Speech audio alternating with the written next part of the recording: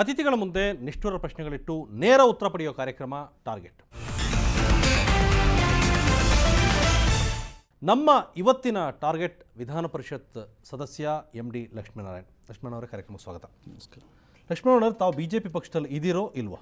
BJP ಪಕ್ಷದಲ್ಲೇ ಇದ್ವಿ. BJP ಪಕ್ಷದಲ್ಲಿ ಇದ್ದೀರಿ, ಆದರೆ ನಿಮ್ಮ ನಡವಳಿಕೆಯನ್ನು ಗಮನಿಸ್ತಾ ಇದ್ದಾರೆ ರಾಜ್ಯದ ಜನತೆಗೆ ತಾವು BJP ಪಕ್ಷದೊಳಗೆ ಇಲ್ಲ ಅನ್ನಿಸ್ತಾ ಇದೆ. ಖಂಡಿತವಾಗಿ ಹಂಗೆ ಅನ್ನಿಸ್ತಾ ಇಲ್ವಲ್ಲ. ಸೊ ಅನಧಿಕೃತವಾಗಿದ್ದೀರಿ, ಇನ್ನೂ ಅಧಿಕೃತವಾಗಿಲ್ಲ? ಅಧಿಕೃತವಾಗೇ ಇದ್ದೀವಿ. ಅಧಿಕೃತವಾಗಿದ್ದೀರಿ ಅಂದರೆ ನಿಮ್ಮ ಉದ್ದೇಶ ಏನು BJP ಪಕ್ಷದಲ್ಲಿ? BJP ಪಕ್ಷನ ಏನು ಮಾಡಬೇಕು ಅಂದ್ಕೊಂಡಿದ್ದೀರಿ? ಭಾರತೀಯ ಜನತಾ ಪಾರ್ಟಿ ತತ್ವ, ಸಿದ್ಧಾಂತ, ಆಚಾರ, ವಿಚಾರ ಇಟ್ಕೊಂಡು ಸಂಘ ಪರಿವಾರದ ಮೂಲಕ ಬಂದಂಥವ್ರು ನಾವೆಲ್ಲ, ಸಂಘಟನೆ ಮುಖಾಂತರ ಬಂದಂಥವ್ರು.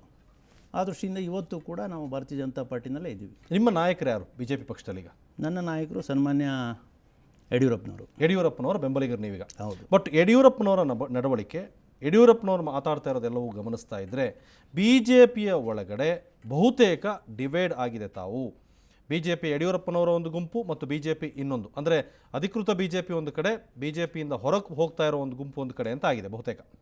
ಆ ರೀತಿ ನನಗೇನು ಅನಿಸಿಲ್ಲ. ನಿಮಗೇನು ಅನಿಸಿಲ್ಲ? ಸೊ ತಾವು ಯಡಿಯೂರಪ್ಪನವ್ರ ಜೊತೆ ಇರೋರು, ತಾವು BJPಯಲ್ಲಿ ಇದ್ದೀರಿ ಅಂದ್ಕೊಂಡಿದ್ದೀರಿ. ಹೌದು. ಹಾಗಾದರೆ ಯಡಿಯೂರಪ್ಪನವರ ಮಾತು, ಪತ್ರಿಕಾಗೋಷ್ಠಿಯಲ್ಲಿ ಆಡಿದ ಮಾತುಗಳು ನೇರವಾಗಿ ರಾಷ್ಟ್ರೀಯ ಅಧ್ಯಕ್ಷರನ್ನೇ ತರಾಟೆಗೆ ತೆಗೆದುಕೊಂಡಿರೋ ಉದ್ದೇಶ ಏನು? ಹಾಗಾದರೆ ಭಾಳಷ್ಟು ಕಾರಣಗಳಿದೆ. ಏನು ಕಾರಣ? ಒಂದಲ್ಲ ಎರಡಲ್ಲ. ಒಂದು ಅಧಿಕಾರದಲ್ಲಿರ್ತಕ್ಕಂಥ ಒಂದು ಸಂದರ್ಭದಲ್ಲಿ ಸಮರ್ಪಕವಾಗಿ ಎಲ್ಲ ಅಧಿಕಾರಿಯತರ ವಿಚಾರಗಳನ್ನ ತೆಗೆದುಕೊಂಡು, ಸಲಹೆಗಳನ್ನ ತೆಗೆದುಕೊಂಡು ತೀರ್ಮಾನ ತೆಗೆದುಕೋಬೇಕಾಗಿರ್ತಕ್ಕಂಥದ್ದು ಮನೆ ಯಜಮಾನನ ಪರಿಸ್ಥಿತಿ.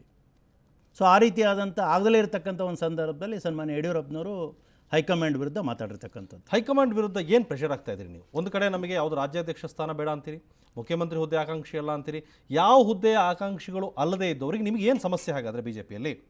ಅವ್ರು ಇವತ್ತು ಹೇಳ್ತಾ ಇದ್ದಾರಲ್ಲ, ಪಾರ್ಟಿನಲ್ಲಿ ನಾನು ಸಾಮಾನ್ಯ ಕಾರ್ಯಕರ್ತನಾಗಿ ಮುಂದುವರಿತೇನೆ ಹೊರತು ನನಗೆ ಯಾವುದೇ ಅಧ್ಯಕ್ಷ ಸ್ಥಾನ ಅಥವಾ ಇನ್ನೊಂದು ಸ್ಥಾನ ಬೇಕಿಲ್ಲ ಅಂತಕ್ಕಂಥ ಮಾತು ನೇರವಾಗಿ. ಹಾಗಾದರೆ ಯಡಿಯೂರಪ್ಪನವ್ರ ಬೆಂಬಲಿಗರು ಲಕ್ಷ್ಮೀನಾರಾಯಣ ಆದಿಯಾಗಿ ಆಡ್ತಾ ಇರೋ ಮಾತುಗಳೆಲ್ಲ ಏನು? ಅವರಿಗೆ ರಾಜ್ಯಾಧ್ಯಕ್ಷ ಹುದ್ದೆ ಕೊಡಬೇಕು, ಸೂಕ್ತ ಸ್ಥಾನಮಾನ ಕೊಡಬೇಕು ಅಂದ್ರೆ ಏನದು ಉದ್ದೇಶ? ಏನು ಹೇಳ್ತಾ ಇದ್ದೀರಿ ನೀವು? ಪ್ರಶ್ನೆ ಉದ್ಭವ ಆಗಿರ್ತಕ್ಕಂಥದ್ದು ಕಳೆದ 40 ವರ್ಷಗಳಿಂದ ಅವರು ಸಾಮಾನ್ಯ ಕಾರ್ಯಕರ್ತನಾಗಿ ಇವತ್ತು ರಾಜಕಾರಣದ ಸೇವೆಯಲ್ಲಿ ಬಂದು ಮುಖ್ಯಮಂತ್ರಿ ಆಗಿರುವಂಥ ಕಾಲದಲ್ಲಿ ಕಳೆದ ಚುನಾವಣೆಯಲ್ಲಿ ಏನು 2008ರ ಚುನಾವಣೆಯಲ್ಲಿ ಅವರ ನೇತೃತ್ವದಲ್ಲಿ ಇವತ್ತು ಸರ್ಕಾರ ಅಧಿಕಾರಕ್ಕೆ ಬಂತು.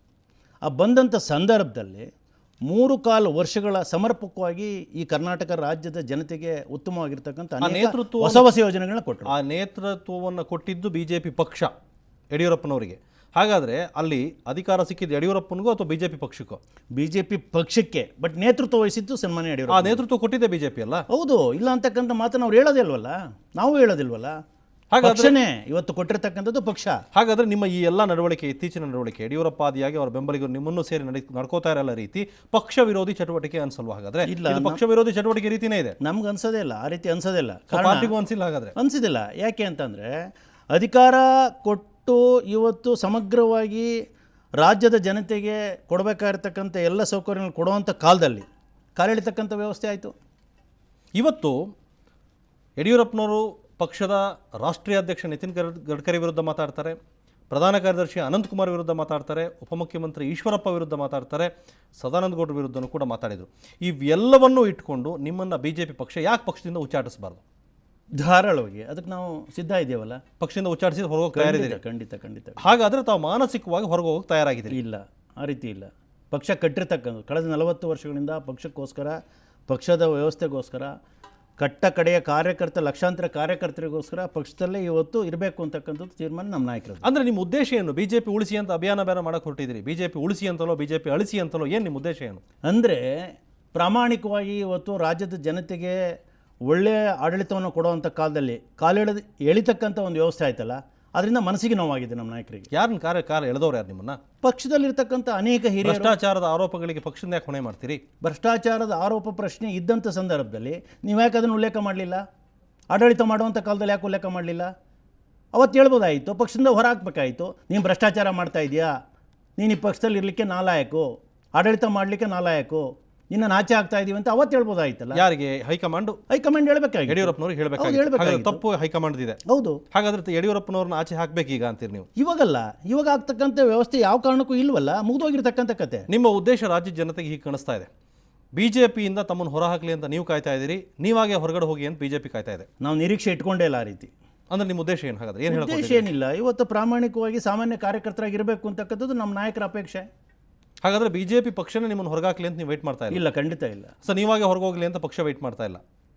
ಅದು ಅವ್ರಿಗೆ ಗೊತ್ತಿರ್ತಕ್ಕಂಥ ವಿಷಯ, ನಮಗೆ ಗೊತ್ತಿಲ್ಲ. ಲಕ್ಷ್ಮಣ್ ಅವರು, ಇಡೀ ರಾಜ್ಯದ ಜನಕ್ಕೆ ಗೊತ್ತಾಗ್ತಾ ಇದೆ ಒಂದು ದೊಡ್ಡ ಕಂದಕ ನಿರ್ಮಾಣ ಆಗಿದೆ ಪಕ್ಷದ ಒಳಗಡೆ.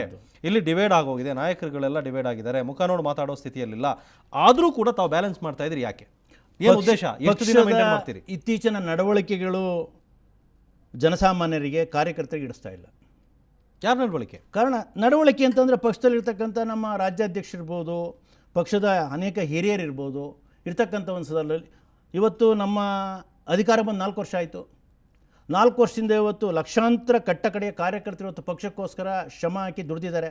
ಅಂಥ ಕಾರ್ಯಕರ್ತರು ನಿರ್ಲಕ್ಷ್ಯ ಮಾಡಿರ್ತಕ್ಕಂಥದ್ದು 4 ವರ್ಷದಲ್ಲಿ ಇವತ್ತು ಇನ್ನೂ ಕೂಡ ಸಾವಿರಾರು ನಾಮಿನೇಷನ್ ಮಾಡೋದಲ್ಲೇ ಹಾಗೆ ಪೆಂಡಿಂಗನ್ನು ಉಳಿಸ್ಕೊಂಡಿರ್ತಕ್ಕಂಥ ಯಾರು ಅದಕ್ಕೆಲ್ಲ ಯಾರು ಹೊಣೆ? ಯಾರು ಹೇಳ್ತಾ ಇದ್ದೀರಿ ನೀವು? ಪಕ್ಷದಲ್ಲಿರ್ತಕ್ಕಂಥ ಹಿರಿಯರು, ಪಕ್ಷದಲ್ಲಿರೋ ಮುಖಂಡರು ನೀವು ಎಲ್ಲ ಇದ್ದೀರಲ್ಲ, ಯಡಿಯೂರಪ್ಪನವರು ಮುಖಂಡರೇ ತಾನೆ? ನಮ್ಮ ಮಾತುಗಳನ್ನ ಅಲ್ಲಿ ತೆಗೆದುಕೊಂತಕ್ಕಂಥ ವಾತಾವರಣ ಆಗ್ತಾ ಇಲ್ಲ. ಯಾಕೆ? ಉಸಿರು ಕಟ್ತಕ್ಕಂಥ ವಾತಾವರಣ ಆಗಿದೆ.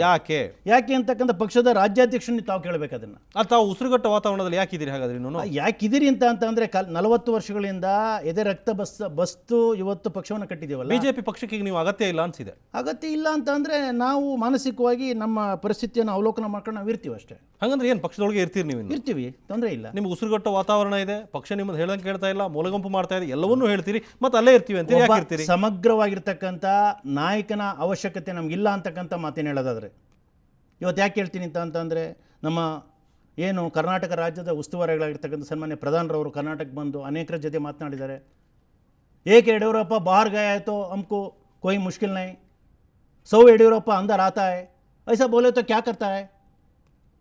ಈ ರೀತಿಯಾದಂಥ ಒಂದು ಪ್ರಶ್ನೆ ಬಂದ ಸಂದರ್ಭದಲ್ಲಿ ಹೈಕಮಾಂಡ್ ಬಗ್ಗೆ ಎಲ್ಲೋ ಒಂದು ಕಡೆ ನಮಗೆ ಸಂಶಯ ಬರುತ್ತಲ್ವಾ? ಸಂಶಯ ಬರಲೇಬೇಕಲ್ವಾ? ಆ ದೃಷ್ಟಿಯಿಂದ ನಮ್ಮ ನಾಯಕರಿಗಾಗಿರ್ತಕ್ಕಂಥ ಮನಸ್ಸಿನ ಅಂತರಾಳ ಇವತ್ತು ಯಡಿಯೂರಪ್ಪ ಬೇಕಿಲ್ಲ ಅಂತಕ್ಕಂಥ ಮಾತನ್ನು ಹೈಕಮಾಂಡ್ ಹೇಳುವಂಥ ಕಾಲದಲ್ಲಿ ನೆನ್ನೆ ಕಾರ್ಯಕಾರಿಣಿನಲ್ಲಿ ಆ ಮಾತು ಬಂದಿದೆ.